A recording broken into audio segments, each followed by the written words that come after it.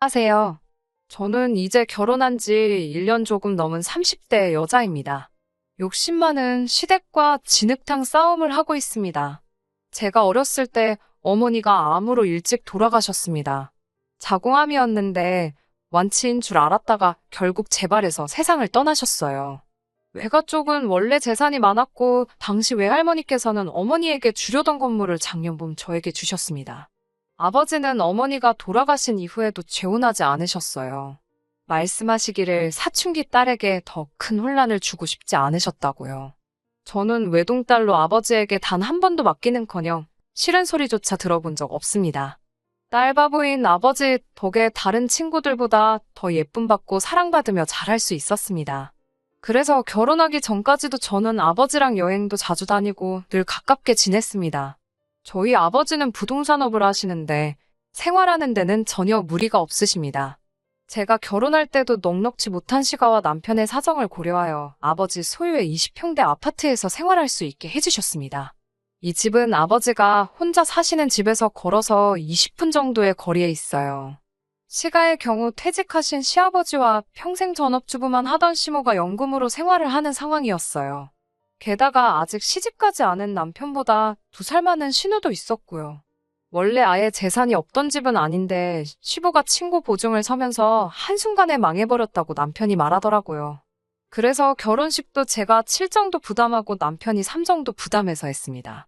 결혼식을 올리기 전까지는 시모도 아가씨도 저에게 정말 잘 해줬기 때문에 이 점에 대해서는 조금도 억울하게 느끼거나 하지 않았네요. 남편과 저는 공무원 시험을 준비하는 학원에서 만났습니다. 하지만 저는 시험을 앞두고 건강이 급격히 나빠져 시험을 포기할 수밖에 없었습니다. 반면에 남편은 한 번의 재수 끝에 7급 공무원이 되었고요. 그 이후로 저는 아버지 부동산업을 이어받을 것 같아서 아버지 밑에서 일을 배우고 있습니다. 또한 저는 제 건물에서 나오는 월세가 있기 때문에 굳이 직장 생활을 하지 않아도 생활이 가능하거든요. 지금 생각해보면 건물을 받기 전만 해도 오히려 남편과 다투는 일이 거의 없었습니다. 그런데 건물을 받고 나서부터 남편과 제 관계가 묘하게 어긋나기 시작했던 것 같아요. 일단 사건의 발단은 건물에서 나오는 월세를 왜 제가 관리하냐는 시모의 불만 때문이었습니다. 제 건물임에도 불구하고 시모는 계속해서 부부재산은 공동재산인데 왜 그걸 저 혼자 관리하냐는 거였죠. 제가 이건 공동재산이 아니고 제가 상속받은 제 재산이라고 몇 번을 정중히 말씀드려도 소용이 없으시더라고요. 참고로 건물에서 받는 월세는 한 달에 이것저것 다 빼고 나면 800 정도 됩니다. 게다가 제 건물 1층에 공실이 났다는 걸 알게 된 아가씨가 자기는 옛날부터 카페를 해보는 게 꿈이었다면서 자기한테 세를 달라고 하더라고요. 그런데 일단은 자리를 잡아야 된다고 1년의 시간을 달라더군요. 한마디로 1년은 공짜로 장사를 하고 싶다는 거예요. 보증금이나 월세 같은 거 없이요.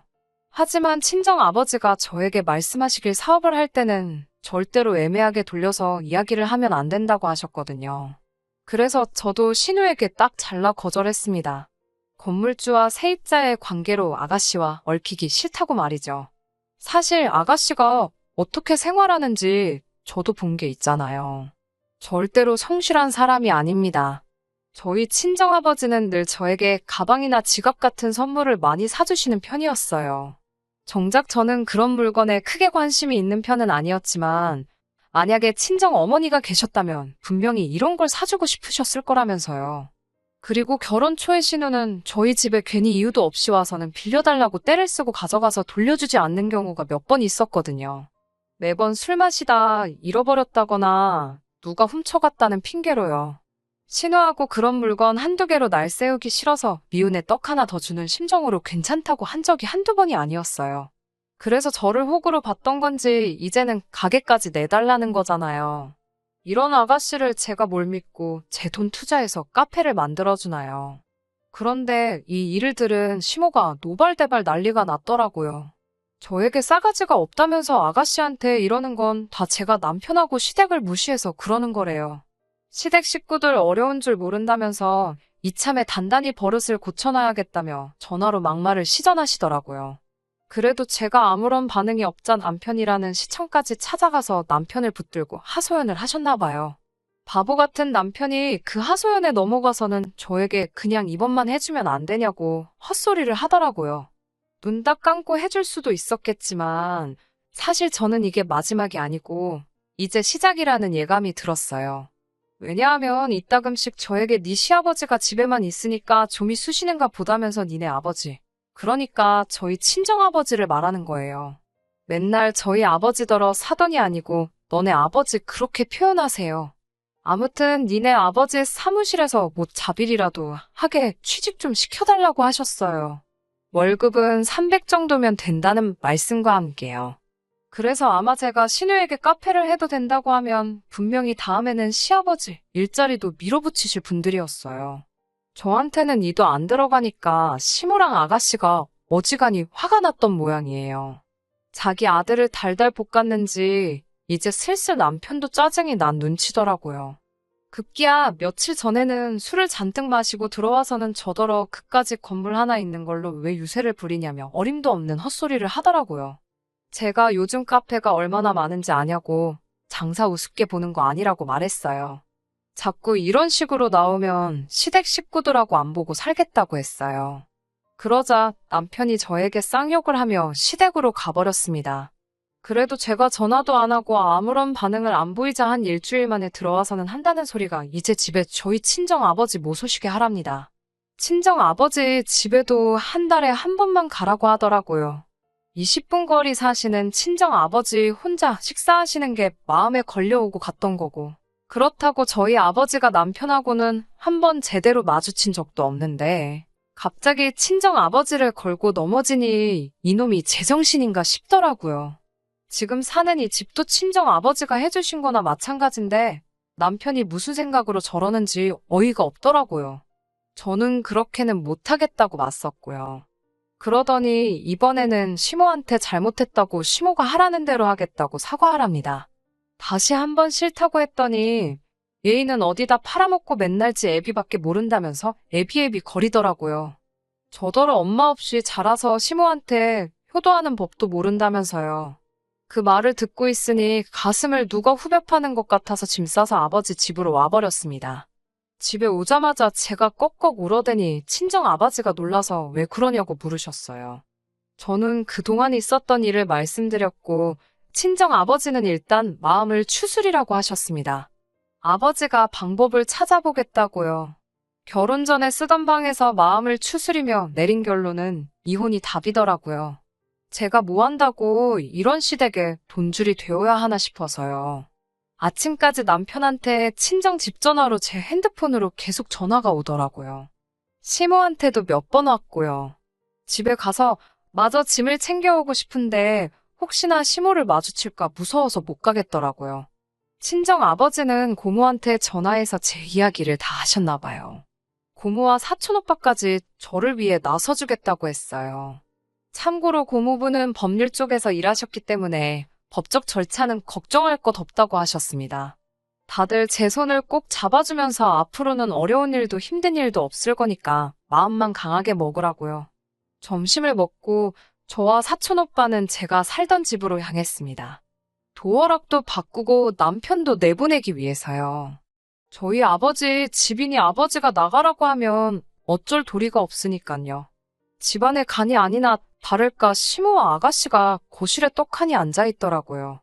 저는 떨리는 마음을 추스리면서 그 둘을 유령 취급하고 제 집 몇 가지를 챙겨서 방에서 나왔습니다. 열쇠하는 분을 불러 도어락을 바꾸기 시작하니까 시모랑 아가씨가 난리가 났습니다. 사촌 오빠 옷을 잡아 끌고 저를 때렸습니다. 결국 오빠가 경찰도 부르고 친정 아버지도 오셨습니다. 그러자 그렇게 고함 지르고 난리 치던 시댁 사람들이 눈치만 살살 보고 조용해지더라고요. 친정 아버지가 당장 네 아들 짐 싸서 내 집에서 나가라고 소리를 치시면서 눈에 보이는 남자 물건은 다 현관 밖으로 집어 던지시는데 그런 아버지의 모습은 태어나서 처음 보는 것 같았습니다. 시집 잘못 간 바보 같은 저 때문인 것 같아서 눈물이 나더라고요. 시모와 아가씨는 저더러 독하다 천벌받을 거다라며 악담을 하고 짐을 주워 가더라고요. 저도 더 이상 가만히 있기는 싫어서 아가씨 뒤에 달라들어 잡아뜨렸습니다. 아가씨가 미쳤냐고 저한테 고함을 지르길래 저도 질세라 뺨을 때리면서 거지같이 어디 빌붙을 궁리하지 말고 네 능력으로 인간답게 살라고 했네요. 시모랑 아가씨가 고소한다고 난리치길래 나도 할 거니까 두고 보라고 소리 질렀어요. 얼마 지나지 않아 남편 놈한테 다시 전화가 오기 시작하더라고요. 이번에는 피하지 않고 받아서 말씨름 더 이상 하고 싶지 않으니까 그만하라고 했어요. 이혼하기로 결정했고 법대로 하자고요. 그러자 남편 말이 시모가 주도권을 잡아야 한다고 세게 나가라고 해서 자기가 그런 거라고 잘못했다고 싹싹 빌더라고요. 하지만 제가 더 이상 귀찮게 하지 말라고 했어요. 찾아오지도 말고 그러면 당신한테 불리한 증거만 쌓인다고요. 그러자 이제는 문자로 계속 잘못했다고 한 번만 용서해달라고 사정을 하네요. 지금도 생각하면 다시 손이 덜덜 떨립니다. 정신 차리려고 하루에 세수만 몇십 번은 하는 것 같네요. 법적인 절차를 밟으면서 알게 된 일이지만 시모랑 아가씨는 남편을 통해 알았었는지 저희 아버지에게 어려운 줄도 모르고 몇 번이고 연락을 했었더라고요. 저를 설득시켜서 그 건물에 카페를 열게 해주라고요. 씨알도 안 먹히니 나중에는 저희 아버지에게 사업하신다는 분이 융통성도 없고 답답하시다며 가족끼리 이러는 거 나중에 지옥 가실 거라는 저주스러운 말도 서슴지 않으셨더라고요.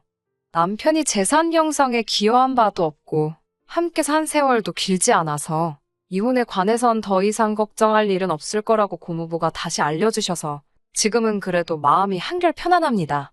앞으로도 힘든 일이 많겠지만 잘 버텨보려고 합니다. 친정 아버지는 원하면 해외에 가서 못다한 공부를 더 해도 좋고 아니면 무식하게 시댁처럼 무턱대고 사업한다 하지 말고 계획하고 배워가며 장사 한번 해보라고도 하시네요. 당분간은 이런 힘든 시간은 있고 미래만 바라보며 살아보려고요.